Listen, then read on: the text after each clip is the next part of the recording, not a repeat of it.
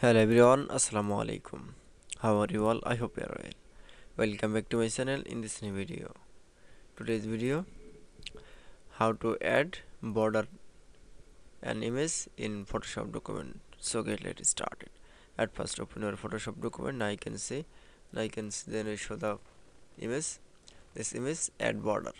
Now we going to the layer menu option. Then click. Now select from click mouse right button option.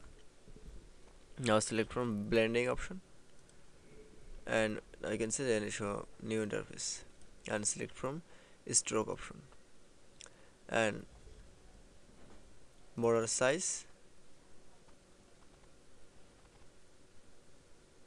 and opacity and sense color. Now click OK. That's okay. That it's now I can see add border image in Photoshop document is very easily.